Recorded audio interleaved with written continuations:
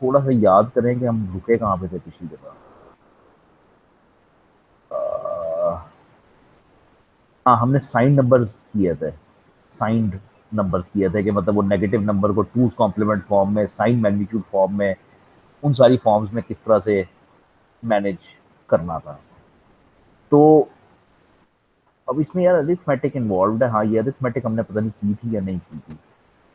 तो बड़ी ज़रूरी सी क्लास थी पिछली बार, इसमें टूज कॉम्प्लीमेंट की बात हुई थी।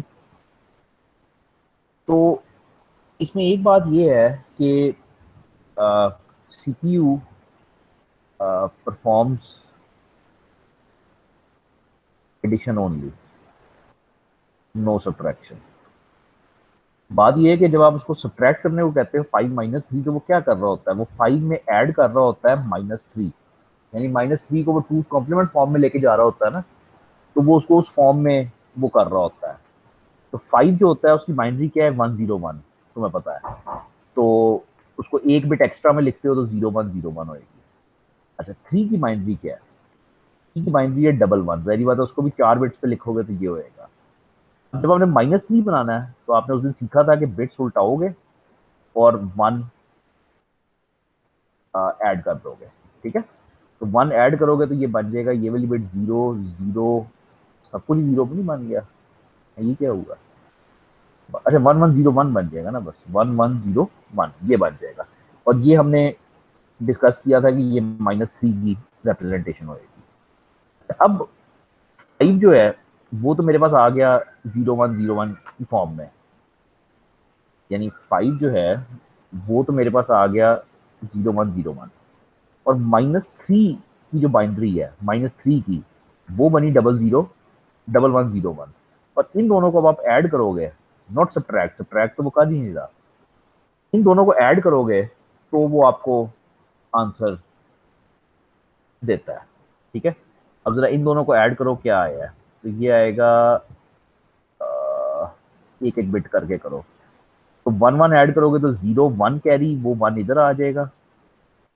ठीक है, फिर 1 1 ऐड करोगे तो 0, फिर 1 कैरी, फिर 1 1 ऐड करोगे तो वो भी 0, और फिर 1 कैरी। ये 1 फाइनल कैरी आया है बाद में। ये करना आ गया ना आपको? एडिशन तो करनी आ गई ना, 1 1 ऐड करोगे तो 01 कैरी, वो 1 इधर आ गया, फिर 1 1 ऐड करोगे तो 01 कैरी, फिर 1 1 ऐड करोगे तो 01। अब 1 फाइनल कैरी आई है, जो ये है जो ड्रॉप हो गई है। ठीक है, ये डिस्कार्ड हो जाती है। ये जो फाइनल कैरी है ये डिस्कार्ड हो जाती है, तो वो उससे उस फ्रेम से निकल गई ना। मतलब आप 4 बिटों पे काम कर रहे थे, तो ये 5वीं बिट आ गई, तो ना तो ये स्टोर कर सकते हो ना कुछ कर सकते हो।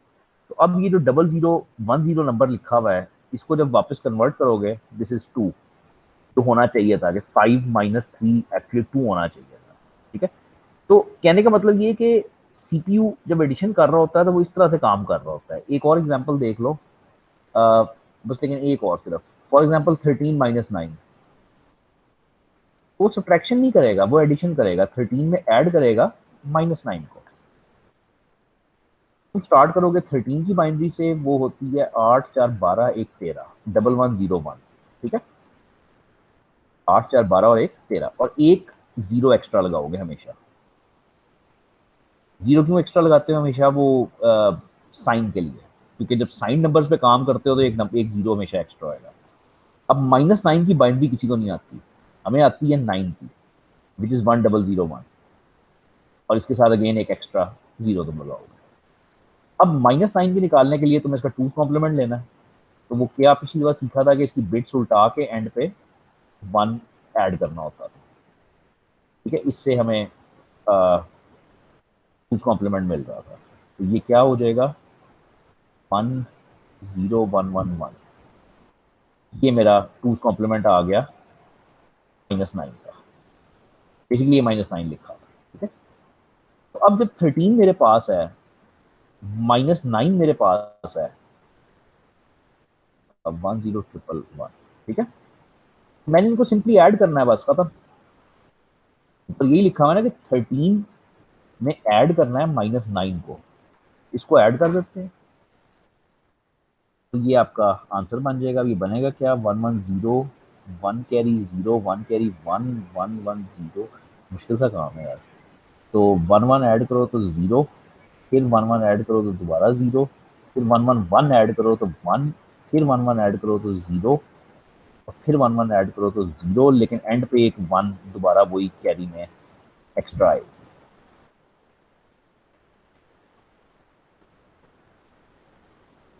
ठीक है, तो ये मेरा आंसर आया है जिसमें मेरा 1 अगेन उसी तरह से डिस्कार्ड हो जाएगा, और ये नंबर लिखा हुआ है, इसको जब कन्वर्ट करोगे तो ये 4 हो जाएगा। तो 13 - 9 होना भी 4 ही चाहिए था। ये मेरा सब्ट्रैक्ट होके 4 आ गया। ये बेसिकली है ये कि हम टूज कॉम्प्लीमेंट को यूज करते हैं फॉर परफॉर्मिंग सब्ट्रैक्शन। ठीक है, टूज कॉम्प्लीमेंट जो हमने पिछली बार पढ़ा था, तो बड़ा ही जरूरी है, कभी जान नहीं छोड़ेगा इस किताब में। तो we are using two's complement here to perform, यानी सीपीयू एक्चुअली सब्ट्रैक्शन कर ही नहीं रहा। सीपीयू टूज कॉम्प्लीमेंट को इस्तेमाल करते हुए एक्चुअली एडिंग कर रहा है। अब थोड़ा सा आगे जाओगे तो पता चलेगा, सर्किट्स पढ़ोगे कि वो एडर का सर्किट है जिसकी मदद से वो ये काम कर रहा है, वो सब्ट्रैक्शन करता ही नहीं। ये एक छोटी सी चीज थी जो हमारी पिछली दफा रह गई थी कि अगर टूज कॉम्प्लीमेंट फॉर्म में जाते हो तो फिर एडिशन सब्ट्रैक्शन कैसे करते हो। अच्छा भाई, बिल्कुल जिस तरह बड़ी डिटेल में आपने नेगेटिव नंबर्स को पढ़ा है, उसकी फॉर्म्स पढ़ी हैं डिफरेंट डिफरेंट स्टोर करने की, फ्लोटिंग पॉइंट नंबर्स को कोई इतनी डिटेल में नहीं पढ़ना। फ्लोटिंग पॉइंट नंबर्स कौन से हैं? ये वो पॉइंट वाले नंबर्स हैं जिसको सी प्लस प्लस में तुम फ्लोट और डबल की डेटा टाइप से देते थे, पॉइंट्स वाले नंबर होते थे। तो ये वो हैं। इनको कैसे रिप्रेजेंट करते हो? इनको रिप्रेजेंट ऐसे करते हो कि 3 फॉर्म्स होती हैं, साइन, एक्सपोनेंट, मेंटीसा। ठीक है, एग्जाम्पल से ही हो सकता है।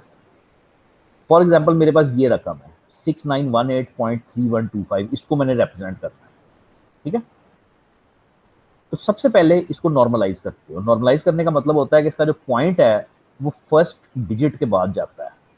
ठीक है, यानी जो पॉइंट पॉइंट जहां भी लगा हुआ है, लेकिन इसको फर्स्ट डिजिट के बाद लेके जाना होता है, यानी ये पॉइंट उठ के 6.9 पे आ जाएगा, ये 6.9 बन जाएगा। अब पॉइंट को आपने कितना हिलाया है? 1 2 3 जगह हिलाया है ना, तो साथ आ जाएगा 10⁻3। अब ये नंबर और ये नंबर एग्जैक्टली सेम है, लेकिन ये करना होता है, इसको नॉर्मलाइजेशन का अमल कहते हैं। ठीक है, नॉर्मलाइजेशन क्या है कि डेसिमल पॉइंट फर्स्ट डिजिट के बाद चला जाएगा। ठीक है, अच्छा, अब ये जो नंबर है ये मेंटीसा कहलाता है। एक्चुअली मेंटीसा टेक्निकली जो है ना वो, यार इसको पॉइंट को इसके बाद भी करना चाहिए था, ये ज्यादा बेहतर एग्जाम्पल है, ये ज्यादा बेहतर है। पता नहीं वो उसने क्यों इस तरह समझाया है, बल ये ज्यादा बेहतर है कि पॉइंट को उठा के 0 से पहले ले जाओ, यानी इस पॉइंट को उठा के 4 जगह पीछे ले जाओ, 3 नहीं 4 जगह। अब ये जो नंबर बचता है इसको मेंटीसा कहते हैं। ये 4 जो है ये एक्सपोनेंट है और एक साइन है।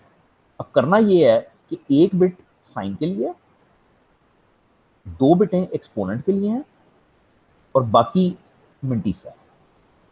तो साइन मेरा पॉजिटिव हो गया, एक्सपोनेंट मेरा 4 हो गया, और बाकी मेरा मेंटीसा आ गया। तो इस तरीके से कुछ रिप्रेजेंट करते हो। अब जाहिर बात है ये तो डेसिमल में है, डेसिमल में तो नहीं हमने रिप्रेजेंट करना, हमने तो बिटों में रिप्रेजेंट करना है। अच्छा, बिटों में करके नहीं दिखाया? हाँ, कुछ हमने तो कुछ इस तरह का काम करना है ना कि हमारे पास तो बाइनरी नंबर होएगा। अब बाइनरी नंबर का पॉइंट उठा के पीछे लेके जाओ फर्स्ट, उसके बाद ना, तो वो जितना भी हिलता है उतनी 2 की पावर लगा दो। उसमें 10 की पावर लग रही थी, इसमें 2 की पावर लग रही है। कितना हिला है देखो, 1 2 3 4 5 6 7 8 9 10 11 12, 12 जगह डेसिमल हिला है, तो 2 की पावर लग जाएगी 12। अब इस नंबर का साइन पॉजिटिव है, पॉजिटिव जो होता है उसको हम दिखाते हैं 0 से। जो एक्सपोनेंट है इसका वो है 12। ठीक है, लेकिन वो इसको बायस के साथ स्टोर कर रहा है, तो वो एक्चुअली 12 नहीं स्टोर कर रहा, वो 139 स्टोर कर रहा है। फिर उस 139 की बाइनरी बना के जो भी बनती है उसको इधर स्टोर कर रहा है। बायस क्यों यूज कर रहा है? करनी नहीं चाहिए, मतलब कर लो ठीक है, नहीं करनी ना करो, इसको इग्नोर कर देना ऐसा कि बायस क्या है। और जो बाकी मेंटीसा बचता है वो मेंटीसा यहाँ पे आ जाता है। जब मेंटीसा खत्म हो जाता है तो उसके आगे 0 0 0 0 लग जाता है। ठीक है, तो ये 32 बिट का नंबर पूरा रैम के अंदर जाके इस तरीके से स्टोर होता है। अब जब तुम प्रोग्रामिंग में इस तरह की वैल्यू स्टोर करते हो एक फ्लोट वेरिएबल में, फ्लोट वेरिएबल 32 बिट का होता है, तो एक्चुअली ये वैल्यू तो बिल्कुल स्टोर नहीं होती। अगर तुम रैम खोल के देखो तो ये नंबर स्टोर हुआ होता है। तो फ्लोटिंग पॉइंट नंबर्स को रिप्रेजेंट करते हो साइन एक्सपोनेंट मेंटिसा में, और उसके आगे उसकी ब्रेकडाउन होते हैं कि मतलब फॉर्मेट्स उसके क्या क्या चल रहे हैं। अच्छा, अब इन फ्लोटिंग पॉइंट नंबर्स के ऊपर अगर मैथ्स करनी है तो वो सिंपल है कि आपने इनको नॉर्मलाइज एक ही तरीके से करना है। ठहरा मैं दिखाता हूँ। नहीं, अब है नहीं, लेकिन मैं तुम्हें समझाता हूँ कि अगर तुमने फ्लोटिंग पॉइंट नंबर्स में मैथ्स करनी है ना, तो बेसिकली इनके जो मेंटिसे हैं ना वो एक तरह के कर देने हैं कि मतलब इसको 2 डेसिमल प्लेसेस तक ले आओ, इसको 2 डेसिमल प्लेसेस तक ले आओ, और अब इनके ऊपर काम कर लो। ठीक है, पढ़ के देख लेना, नथिंग स्पेशल। अच्छा, इसी तरह से एक 64 पॉइंट प्रिसीजन भी थी। सी प्लस प्लस में एक फ्लोट था जो 32 बिट का होता था, और एक डबल था जो 64 बिट का होता था।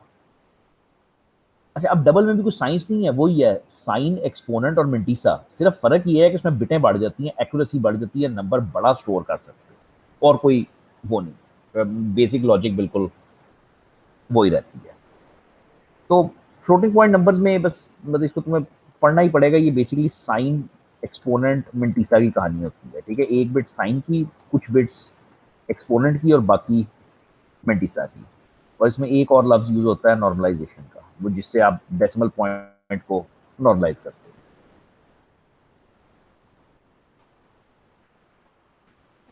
हो। Very very important, hexadecimal numbers. हमने बाइनरी पढ़े थे और डेसिमल पढ़े थे। एक वो थोड़ी अजीब सी चीज पड़ी थी, केवमैन नंबर सिस्टम, लेकिन वो कोई एक्चुअल तो नहीं था ना, वो फर्जी था, बस के समझाने के लिए बताया हुआ था। तो ये है हेक्सा डेसिमल नंबर। इसकी बेस होती है 16। बात का मतलब क्लियर है? ये बेस का मतलब क्या होता है? तो बेस मींस के इसमें जो बेसिक अल्फाबेट्स हैं, बेसिक जो कैरेक्टर्स हैं, अ, वो कितने हैं? वो 16 हैं। अब वो कैसे 16 हैं? 0 1 2 से लेकर 9 तक तो है ही है ना, ये 10 तो ये चीजें हो गई। इसके बाद ए है, इसके बाद बी है, इसके बाद सी है, इसके बाद डी है, इसके बाद ई है, और इसके बाद एफ है। तुम्हारा जो विंडोज का कैलकुलेटर रहेगा, तुम उसको प्रोग्रामर मोड में डालो, प्रोग्रामर में, तो ये हेक्स आती है, हेक्स ऊपर लिखा हुआ आता है। तो जब तुम हेक्स दबाते हो देखना क्या होएगा। ये देखो, ये इस वक्त ये डिजिट्स है ना 0 से 9 तक, जब हेक्स दबाऊंगा तो ये भी आ जाएंगे ए से एफ तक। तो इसमें बुनियादी 16 चीजें होती हैं जिससे रकम बनती है, इसलिए इसको बेस 16 कहते हो। ठीक है, अब इसमें बहुत सारे काम करने आने चाहिए। तो काउंटिंग भी आनी चाहिए, फिर बाइनरी से हेक्सा। पहले काउंटिंग कर लें, पहले काउंटिंग कर लो। तो काउंटिंग कैसे करोगे? काउंटिंग का मतलब ये होता है कि एफ के बाद यहाँ पे क्या आएगा, यानी तुमने गिनती शुरू की 0 1 2 3 4 5 6 7 8 9 A B C D E F, अब गिनती खत्म हो गई। अब तुमने आगे वो दो दो डिजिट के बनाने होते हैं ना, जिस तरह अगेन पहले भी मिसाल दी थी कि 0 से 9 तक जाते हो, उसके बाद 1 0 बनता है, 1 1 बनता है। तो इसमें भी 1 0 बनेगा, फिर 1 1 बनेगा, फिर 1 2 बनेगा, ये चलते चलते फिर 1 A बनेगा, फिर 1 B बनेगा, फिर चलते चलते 1 F तक जाएगा। खत्म हो गया, 1 F भी खत्म हो गया। अब 2 0 बनेगा, 2 1 बनेगा, सो ऑन, ये जाएगा 2 F तक। फिर जहरी बात है 3 0 बनेगा, 3 1 3 2, 32 31 32, ये जाएगा अप टू 3F। तो फर्क क्या है आम जो डेसिमल नंबर सिस्टम है उससे? फर्क क्या है कि हम आम डेसिमल नंबर सिस्टम 10 11 12 19 पे रुक जाता है, ये 19 पे नहीं रुकेगा, ये 1F पे रुकेगा। फिर 20 21 22 29 पे नहीं रुकेगा, ये 2F पे रुकेगा। बस सो ऑन, ये डिफरेंस है सिर्फ इसमें काउंटिंग में। अच्छा, अब तुमने डिफरेंट मेथड्स संभालने हैं। पहला जो है वो है hexa to binary. To binary है, बाइनरी टू हेक्सा है, बात वही है, मतलब एक ही है, बाइनरी टू हेक्सा कर लो और इस साइड पे हेक्सा टू बाइनरी कर लो, वो एक ही है बिल्कुल मेथड ना।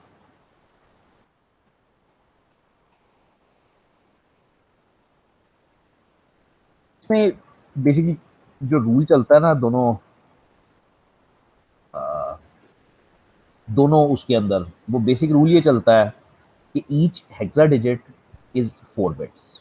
बस ये रूल दिमाग में रखो, गलती कभी नहीं हो सकती।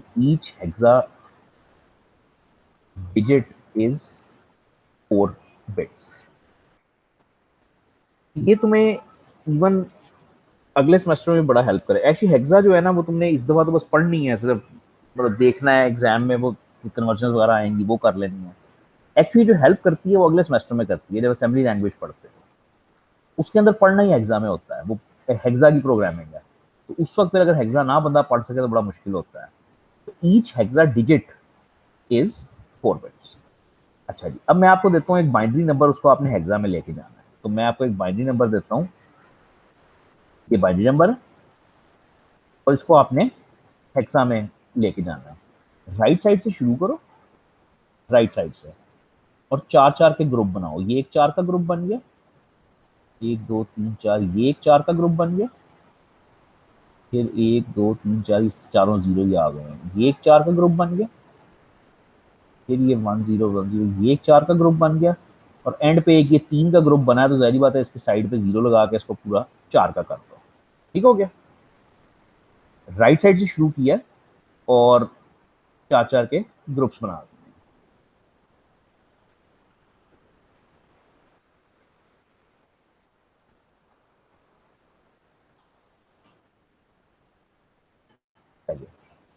अब इसको पढ़ो, ये क्या लिखा हुआ है, ये 1 0 1 क्या होता है, तो 1 0 1 होता है 5। ये फिर 1 0 1 लिखा हुआ है इस चार बिटों में, फिर 1 0 1 लिखा हुआ है, क्या होता है, 5 ही होता है। फिर चार जीरो लिखे हुए, इतफाक से एक दो तीन चार जीरो है, वो जीरो ही होता है। उसके बाद कई सारे 5 बन गए हैं 0 1 0 1, ये भी 5 ही होता है इतफाक से। और उसके बाद फाइनली ये 1 0 0 1 बना है, ये 9 होता है। ये आपका हेक्सा नंबर बन गया 55059, बस ये कन्वर्ट हो गया, दैट्स इट। प्रैक्टिस के लिए इसको हेक्सा को वापस बाइनरी में लेके जाना है, क्या है, 55059। नहीं, ये बहुत ही आसान है, थोड़ा मुश्किल करें, 5CA8C, कुछ समथिंग लाइक दैट, ये एक हेक्सा नंबर है।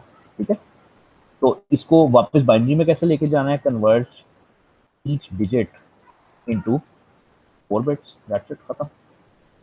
तो हर डिजिट को, यानी हर जो डिजिट है उसको 4 बिटों पे लिख दो। तो 5 को 4 बिटों पे लिख दो, सी को 4 बिटों पे लिख दो, ए को 4 बिटों पे लिख दो, 8 को लिख दो, और सी को लिख दो, और एंड पे वो आंसर कंबाइन कर दो, वो तुम्हारा आंसर होएगा। तो 5 क्या होता है 4 बिटों पे, वो तो अभी करके आए हैं, तो 0 1 0 1। ई क्या होता है, 3 वैसे तो डबल वन होता है, लेकिन 4 बिटों पे लिखोगे तो 00 11। ए क्या होता है, ए होता है 10। इसकी अगर आदत नहीं है तो जल्दी डाल जाएगी, 0 1 2 3 4 5 6 7 8 9 होता है ना, उसके बाद 10 आना चाहिए। ए 10 होता है, ये 11 है, ये 12 है, ये 13 है, ये 14 है, ये 15 है। ठीक है, तो ए जो है वो 10 है, तो 10 की बाइनरी लिखोगे तो वो 1010 होती है। पर 8 की बाइनरी लिखोगे तो वो 1000 होती है, 8, वो आसान होती है। और एंड पे सी है, सी बनता है 12।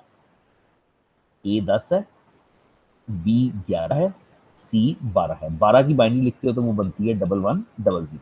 और एंड पे सारे को कंबाइन करके लिख दो, तो ये आपकी बाइनरी, आपने हेक्सा को कन्वर्ट कर लिया बाइनरी के अंदर। इसमें आपको किसी की जरूरत नहीं पड़ती, आप कोई भी रैंडम यहाँ पे नंबर ले लो कैलकुलेटर पे और खुद ही प्रैक्टिस कर लो। बाइनरी पे क्लिक करो, कोई एक रैंडम नंबर लिख लो, ठीक है, कि ये नंबर बनता है, और इस फिर हेक्सा पे कन्वर्ट करो, तो वो हेक्सा की उसकी रिप्रेजेंटेशन निकल आती है। ये सिर्फ प्रैक्टिस के लिए है, कि तुम्हें किसी की जरूरत नहीं पड़ती, तुम कोई भी क्वेश्चन उठा के उसको करना शुरू कर सकते हो। ठीक है, तो जस्ट फॉर प्रैक्टिस इसकी जरा खुद ही बाइनरी भी बनाओ, और सॉरी इसकी हेक्सा भी बनाओ, और इसको वापस उसमें कन्वर्ट भी करो बाइनरी में, ताकि तुम चेक कर सको कि ये ठीक है या नहीं। तो पहले इसकी हेक्सा बनाओ, और हेक्सा बनाने के बाद उस हेक्सा को वापस बाइनरी में कन्वर्ट करो, और ये वेरीफाई करो कि जो तुमने किया है वो ठीक है।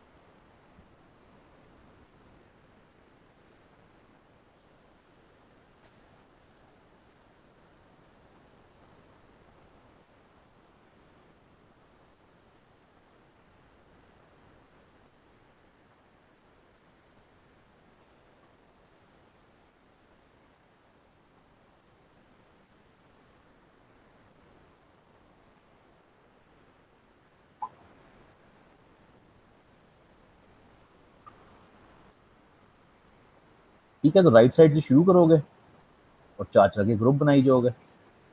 तो बस यहाँ से शुरू करो और चार के ग्रुप बनाई जाओ। ये एक ग्रुप बन गया, ये दूसरा ग्रुप बन गया, ये तीसरा बन गया, ये दो तीन चार ये चौथा बन गया, और ये आखिरी चार का ग्रुप बन गया। ठीक है, अब इन चार के ग्रुप्स की बाइनरी को कन्वर्ट करते जाओ और पढ़ते जाओ, लिखते जाओ, सॉरी, कि क्या लिखा हुआ है। ये लिखा हुआ है 1101, तो ये क्या बना, 8 और 4 12 और एक 13। तो 13 क्या होता है, कार्बन डी। ए 10 है, बी 11, सी 12 और डी 13। तो ये डी हो गया। अच्छा, उसके बाद 0110 है, दिस इज 6 सिंपल। उसके बाद 1011 है, ये 8 2 10 और एक 11। तो 11 क्या हुआ, अभी बोला है कि बी हुआ। 1001, 1001, this is 9, and again 0110 is 6। तो ये नंबर तुम्हारा कन्वर्ट हो गया D6B96 बन गया, जिसको तुम चेक कर लो बुक से। तो वो D6B96 बन गया। और प्रैक्टिस के लिए खुद इसको रिवर्स में ले आना।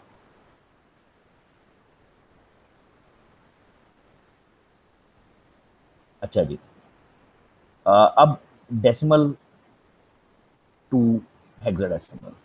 ठीक है। अच्छा, अब तीसरी चीज है जो डेसिमल टू हेक्साडेसिमल है।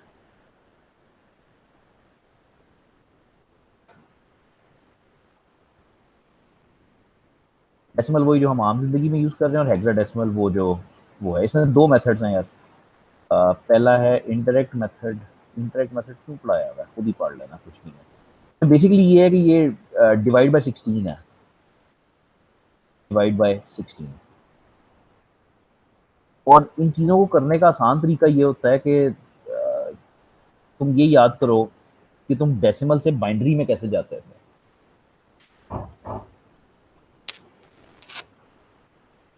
तुम डेसिमल से बाइनरी में कैसे जाते थे, तुम टू पे डिवाइड करते थे और एलसीएम लिखते जाते थे।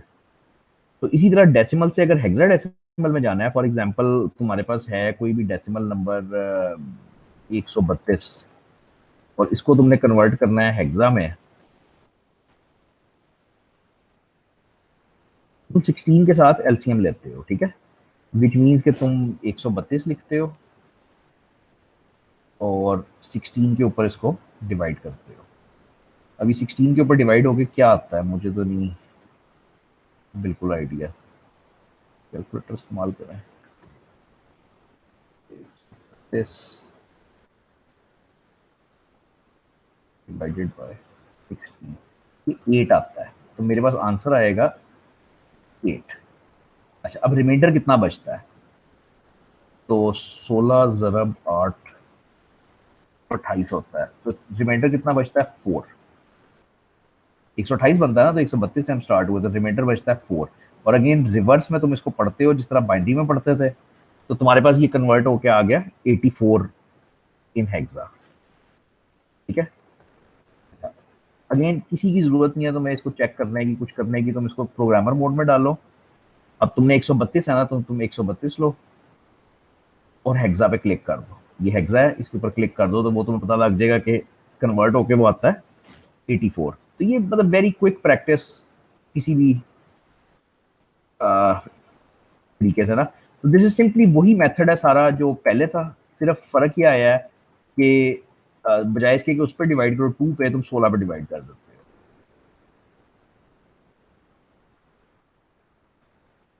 अच्छा, अब जरा वापस आओ, अब जरा ये करो कि हेक्सा से डेसिमल में कैसे आओगे, हेक्सा टू डेसिमल कैसे आओगे। अगेन इसका आसान तरीका सोचने का ये होता है कि आप बाइनरी से डेसिमल में कैसे गए थे। वो आप गए थे मल्टीप्लाई बाय 2 की पावर्स करके, तो अब आप मल्टीप्लाई बाय 16 की पावर्स करते हो।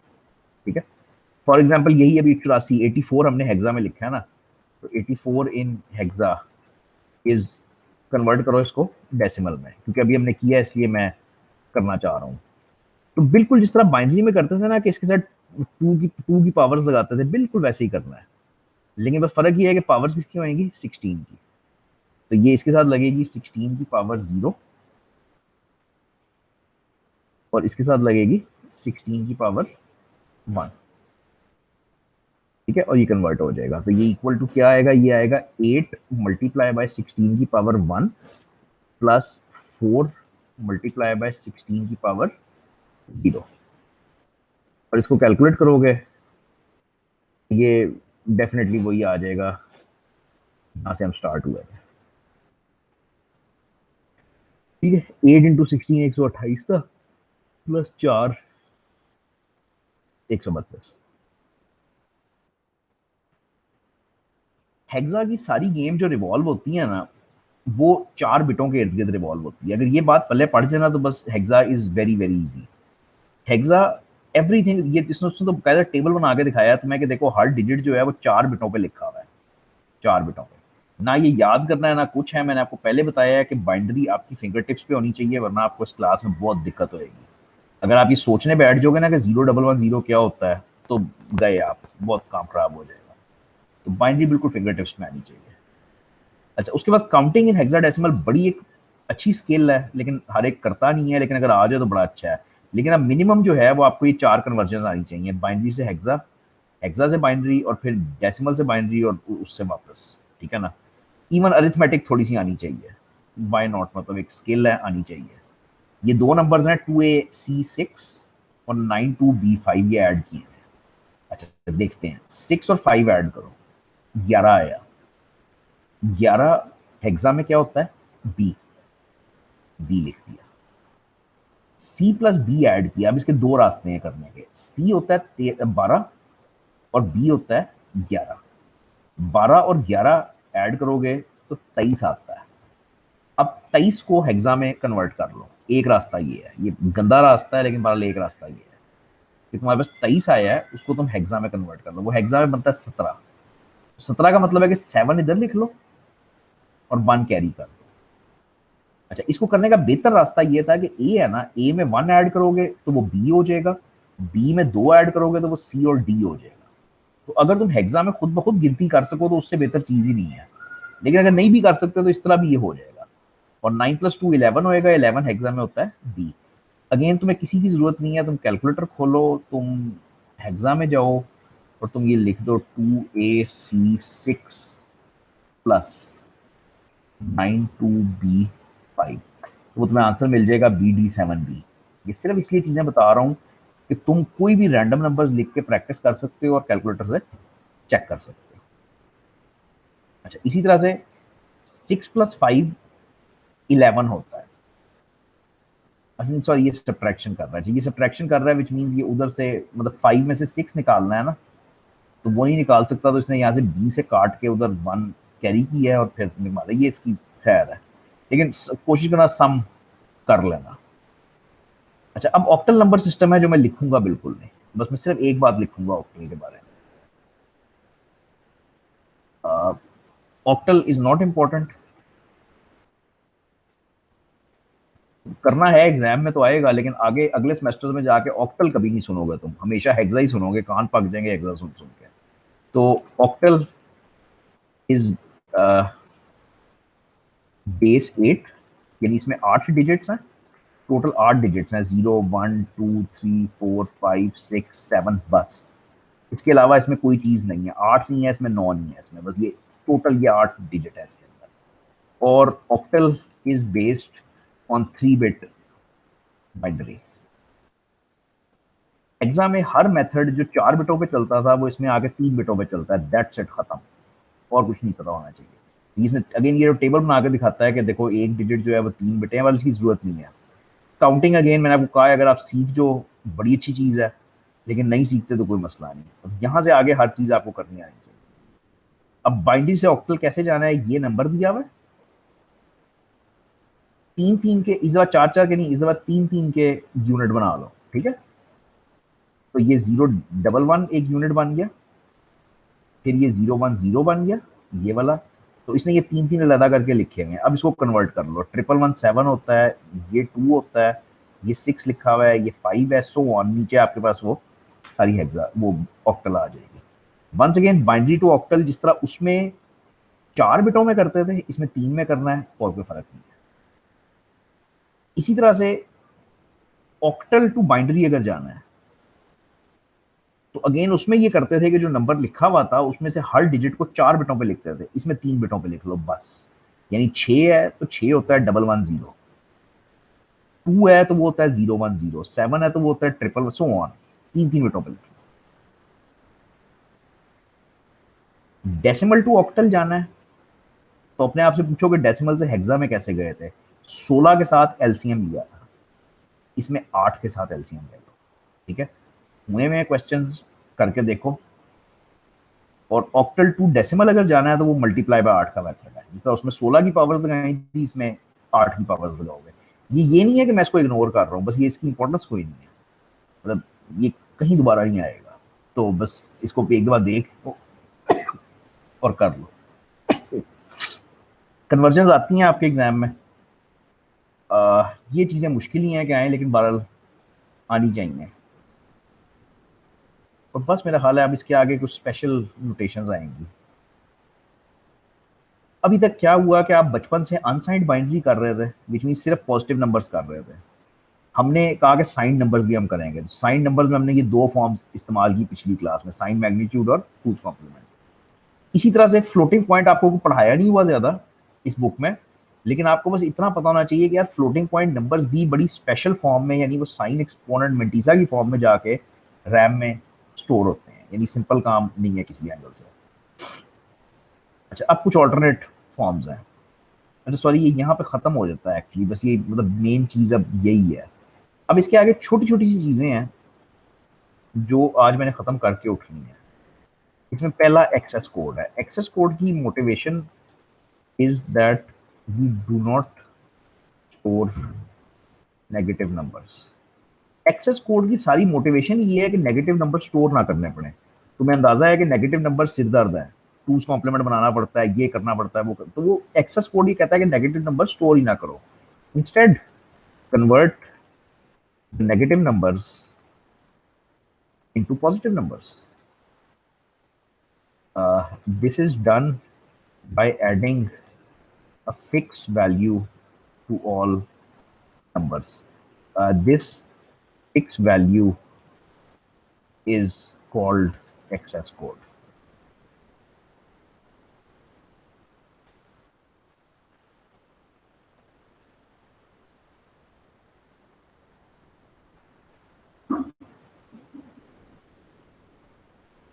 एक्सेस कोड ये कहता है कि अगर तुमने जीरो, ये पॉजिटिव नंबर्स का तो मसला ही नहीं ना, मसला आता है जब आप नेगेटिव नंबर स्टोर करते हो, फॉर एग्जांपल -8। जब आप -8 को टूज कॉम्प्लीमेंट में स्टोर करते हो तो वो 1000 बनता है, बैठ के कन्वर्ट करना वो ये बनता है। वो कहता है कि अगर मैं एक्सेस 8 का कोड यूज कर रहा हूँ, भाई कोड एक्सेस 8 हो सकता है, एक्सेस 10 हो सकता है, एक्सेस 100 हो सकता है। वो कहता है अगर मैं एक्सेस 8 का कोड यूज करता हूँ तो इसका मतलब है मैं हर रकम के अंदर 8 ऐड कर रहा हूँ, यानी मैं -8 के अंदर 8 ऐड करता हूँ, क्या आंसर आता है 0। मैं उस 0 की बाइनरी स्टोर कर लेता हूँ। मैं -7 के अंदर 8 ऐड करता हूँ, वो आता है 1, तो मैं 1 की बाइनरी स्टोर कर लेता हूँ। मैंने 4 स्टोर करना है, तो 4 के अंदर 4 नहीं मैं स्टोर करूंगा, मैं 8 जमा करूंगा, 12 बन जाएगा, मैं 12 की बाइनरी स्टोर कर लूंगा। तो एक्सेस कोड की जो मोटिवेशन है वो ये है कि तुम्हें वो टूज कॉम्प्लीमेंट और नेगेटिव नंबर्स के मसले में पढ़ना ही ना पड़े। तुम हर नंबर को स्टोर करने से पहले उसमें एक कोड ऐड करते हो विद द मोटिवेशन कि वो पॉजिटिव में कन्वर्ट हो जाए। This is all that excess code is. BCD is quite tricky. BCD stands for binary coded decimal। ये जरा मुश्किल है, ये कंफ्यूज करता है लोगों को, मतलब ये मुश्किल है नहीं लेकिन ये कंफ्यूज करता है। वी हैव 10 डिजिट्स, टोटल हमारे पास 10 डिजिट्स हैं, 0 1 2 3 4 5। Each digit is represented in 4 bits। This is BCD। Her digit को तुम अलहदा से 4 बिटों पे दिखाते हो, ये एक्चुअली बाइनरी कोडेड डेसिमल होता है। अगेन उसने करके दिखाया है लेकिन आई डोंट थिंक उसकी कोई जरूरत है। अब इसकी गेम क्या है? गेम ये है कि अगर एक नंबर लिखा हो 23 और तुमसे मैं कहूं कि 23 की बाइनरी, गौर से सुनना बात में, अगर मैं तुमसे कहूं कि 23 की बाइनरी लिखो, तो मैट्रिक का बच्चा भी कागज पेंसिल पकड़ेगा, इसका एलसीएम निकालना शुरू कर देगा, 2 के साथ उसकी बाइनरी लिख देगा। मैं जल्दी से करने के लिए मैं कैलकुलेटर में करके दिखाता हूँ कि 23 की अगर मैं बाइनरी लिखूं तो ये बनती है 23 की बाइनरी 10111। ये बाइनरी बनती है जो हम बचपन से पढ़ रहे हैं। BCD कुछ और है। BCD ये कहता है कि हर डिजिट को अलग अलग पकड़ो, 2 को अलग पकड़ो, 2 की बाइनरी लिख दो, ये 2 की बाइनरी लिख दी। 3 को अलग पकड़ो और 3 की बाइनरी लिख दो, और हर बाइनरी 4-4 बिटों पे लिखनी है। 4 को अलग पकड़ो, उसकी बाइनरी लिख दो, 5 को अलग पकड़ो, उसकी बाइनरी लिख दो। अच्छा, वो करके क्या दिखा रहा है? वो एडिशन करके दिखा रहा है कि अगर मैं 23 प्लस 45 करना पड़े तो क्या होएगा। तो 1 + 1 0 1 कैरी, 1 + 1 0 1 कैरी, 1 + 1 0 1 कैरी, और वो 1 ये आ गया, ये खत्म हो गया। अब ऊपर वाला डिलीट करते हैं। 0 + 0 0, 1 + 0 1, 0 + 1 1, 0 + 0 0। अब ये क्या लिखा हुआ है? ये लिखा हुआ है, ये एक डिजिट है, ये 6 लिखा हुआ है, 2 और 4 6 हो गया, और ये 8 लिखा हुआ है, ये 68 लिखा हुआ है। जब तुम 23 और 45 को ऐड करोगे तो वो आंसर 68 ही देगा। तो ये BCD यूज करते हुए एडिशन कर रहा है, BCD एडिशन। इसकी यार ये आगे जाके इसके सर्किट्स बनाने हैं इस किताब में, ये इसलिए बड़ा जरूरी है। मतलब ये कॉन्सेप्ट कागज पे क्लियर होएगा तो इसके सर्किट्स बनेंगे, वरना तो मुश्किल है। अच्छा, ये बड़ा इंटरेस्टिंग एग्जांपल है, दोबारा देखना। 23 और 48 की बाइनरी लिखी, अब मैं नीचे वाले डिजिट्स ऐड कर रहा हूँ, ठीक है, जरा देखना क्या होता है। 1 + 0 1, 1 + 0 1, 0 0 0 0 1 1, और ऊपर वाले भी अलग कर। अब जरा मुझे बताओ कि ये क्या लिखा हुआ है। पहली बात है, ये 2 + 4 6 लिखा हुआ है, तो ये 6 लिखा हुआ है, that is fine, very good. ये क्या लिखा हुआ है? ये 8 और 2 10 और 1 11 लिखा हुआ है। 11 नहीं होता BCD में।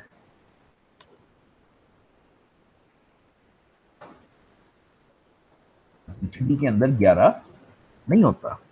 BCD के अंदर तो टोटल हमें पता है 10 डिजिट्स हैं, 0 1 2 3 4 5 6 7 8 9। लिख देता हूँ 0 2 9, 10 डिजिट्स हैं। तो अगर तुम BCD में एडिशन कर रहे हो और तुम्हारे पास कोई इस किस्म की चीज आ जाती है, तो इसको कहते हैं कि ये इनवैलिड BCD डिजिट आ गया है। सिचुएशन ये है कि इनवैलिड आ जाए या कैरी जनरेट हो जाए, तो हम दोनों सूरतों में -6 करते हैं रिजल्ट में से। अच्छा, अब इसको ठीक कैसे करना है? जारी बात है, ये इनवैलिड डिजिट है, अब इसको आगे कैसे लेके चलना है? आगे ऐसा लेके चलना है कि ये अजीब सा इसने लिखा है, लेकिन चलो, बहुत ही अजीब लिखा है। अच्छा, हम यहाँ तक पहुंचे हैं 1011, यहाँ तक हम पहुंचे हैं। ये इनवैलिड है, ठीक है। 11 is generated which is invalid BCD. इसमें हमने करना ये है कि जो रिजल्ट आया है उसमें 6 ऐड करना है हमेशा। ये सोचना नहीं है कि 6 क्या है, बस 6 हमेशा ऐड करना है। तो जो रिजल्ट आया है उसमें 6 ऐड कर दो। तो 1 + 0 1, 1 + 1 0, 1 कैरी, 1 + 1 0, 1 कैरी, 1 + 1 0, फाइनल एक 1 कैरी हो गया। ये 1 जो कैरी हुई है ये अगले को दे दो, यानी ये जो ये आया ना 0 1 1 0, इसको एक फाइनल 1 दे दो, तो ये हो जाएगा 0 1 1 1। तो 1 1 1 होता है 7 और डबल 0 0 1 होता है 1, तो ये जमा होकर आ गया 71। ये इतना आसान नहीं है, ये कागज पे लिख के तुम करोगे। मैं तुम्हें एक एग्जांपल दो देता हूँ जिसमें प्रैक्टिस करो, तो उससे, और ये लाजमी करना, ये आगे जाके तंग करेगा वरना। Use binary addition BCD addition to perform. पहला काम ये करो कि सिंपल एग्जांपल करो, 46 + 23, ठीक है। और जो मुश्किल है वो ये है 23 + 80, नहीं 38, ठीक है। ये जरा एग्जांपल्स दो करो बीसीडी एडिशन लिख के, फिर जरा क्लियर होएगा आपको कि ये मतलब बीसीडी एडिशन कैसे हो रही है। यहाँ पे कोई प्रॉब्लम नहीं है अभी, यहाँ पे तो बस दो एग्जांपल्स हुए हैं, बात खत्म हो गई है। आगे जाके इसने बड़ा तंग करना है, बार बार आएगा दोबारा।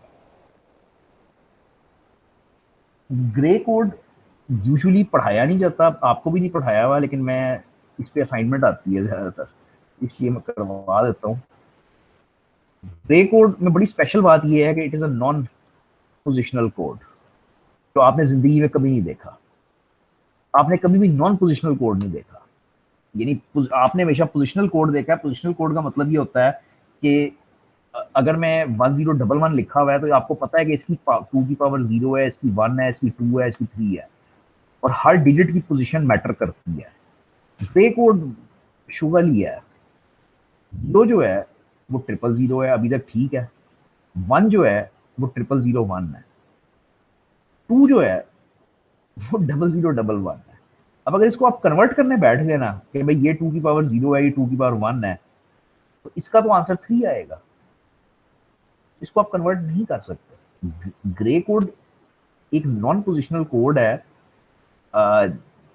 जो which basically works on logic of single bit change. अगर इसकी थ्योरी में घुसना है तो वो ये है कि हर डिजिट जो अगला आता है ना उसमें एक एक बिट चेंज होती है। यहां से यहां आते हुए एक बिट चेंज हुई, यहां से यहां आते हुए एक बिट चेंज हुई, सो ऑन।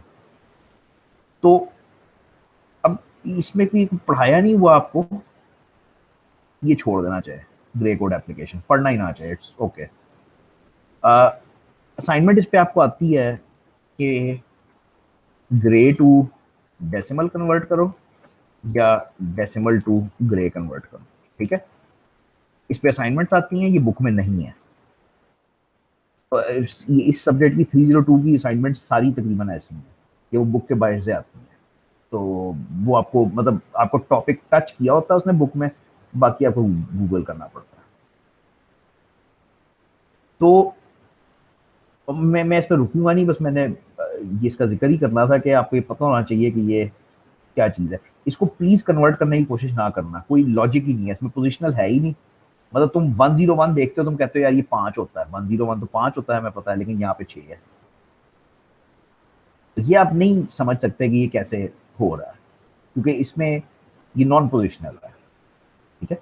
इधर पोजिशन मैटर करती हैं। इस 1 का मतलब 2 की पावर 0 है, इस 1 का मतलब 2 की पावर 2 है। हमारे पास एग्जैक्ट मैथमेटिकल फॉर्मूला है जिससे हम कन्वर्ट कर सकते हैं। Doesn't work like that in grey code. अच्छा, इसके बाद कुछ अल्फा न्यूमेरिक कोड्स होते हैं जो स्पेशली कंप्यूटर साइंस में इस्तेमाल होते हैं। इसमें एस्की कोड है जो 7 बिटों का होता है। एस्की कोड क्या करता है कि हर हरफ को एक कोड दे देता है। कि आज सुबह हम CS 101 में मजे की बात है पढ़ रहे थे, तो मैंने एस्की टेबल खोली थी, तुम्हारे साथ भी खोल देता हूँ। ये हमने सुबह खोली थी, ठीक है। तो इससे हमें पता चला था कि एस्की क्या है बेसिकली, कि हर कैरेक्टर को, जैसे ए है एक हरफ ए को कोड दे दिया 65 का, बी को कोड दे दिया 66 का, सी को कोड दे दिया 67, सो ऑन ना। तो हर कैरेक्टर को, हर हरफ को एक न्यूमेरिक कोड दिया हुआ है। वो कोड जो है वो 7 बिट का कोड होता है। लाहौर में जो गाड़ियों का नंबर प्लेट है वो 4 डिजिट का होता है, 4 उसमें हिस्से होते हैं। तो टोटल कितनी गाड़ियां लाहौर में? 9,999 नंबर प्लेट के हिसाब से। अब हुआ ये कि इधर नंबर प्लेट छोटा था, 7 बिटों का नंबर प्लेट था, तो इसमें मैक्सिमम 128 हम हरफ संभाल सकते थे। तो जरूरत महसूस हुई एक्सटेंडेड एस की बनाने की। एक्सटेंडेड एस की ने ये किया कि उसने 8 बिट का कोड बना दिया, तो उससे 256 कैरेक्टर्स हम संभाल सकते थे। इवन यहाँ पे बात नहीं रुकी, इसके बाद यूनिकोड बन गया जो आजकल इस्तेमाल हो रहा है, जो 16 बिट का है, जो आजकल एक्चुअली इस्तेमाल हो रहा है। पैरिटी आपने वही है जो डेटा कम्युनिकेशन में पड़ी हुई है, इवन पैरिटी, ऑड पैरिटी, यहाँ पे कोई खास ताल्लुक नहीं है। शुक्र है, मैं यहाँ पे पहुंचना चाहता था। ये यहाँ से ये किताब शुरू होती है। ठीक है, ये अभी तक सिर्फ पिच तैयार हुई है, नंबर सिस्टम, कुछ बेसिक बाइंड्री तुम्हें सिखाई है। अब अभी तक जो तुमने पढ़ा है उसमें से सबसे ज्यादा जरूरी चीज ये है कि बाइंड्री तुम्हारी उंगलियों पे आनी चाहिए, बस, वरना ये किताब आगे बड़ी मुश्किल हो जाएगी। तो यहाँ से ये बुक शुरू होती है। ये बुक एक्चुअली क्या थी यार? Digital logic and design, circuits बनाने थे। तो गेट्स पढ़ेंगे तो सर्किट्स बनेंगे ना। तो ये हमारा फर्स्ट मतलब इसमें टॉपिक आता है। ठीक है, यहाँ से अब हर लेक्चर बड़ा सख्त जरूरी हो जाता है। तो ये मुश्किल है काफी, ये काफी मुश्किल हो जाएगा सबके। तो बस नेक्स्ट टाइम यहाँ से स्टार्ट करूंगा। पीछे से कुछ रह गया तो रह गया, ना पूछना। लेकिन हाँ, अगर ये जो इंपॉर्टेंट चीजें हैं, जैसे बाइनरी है, जैसे हेक्सा है, इन चीजों में गलती, बीसीडी है, बीसीडी भी बड़ी इंपॉर्टेंट है, तो ये इन चीजों में गलती की गुंजाइश नहीं है। ये नहीं समझ आती जरूर पूछो बाद में, लेकिन मतलब ग्रे कोड जैसी चीज ना पूछो, बस पढ़ लो, वो क्वाइट अनइम्पोर्टेंट। और अपने सेमेस्टर वालों को प्लीज उठाओ कि वो कुछ कर लें, नहीं आते तो ना आए, तो ये करिए।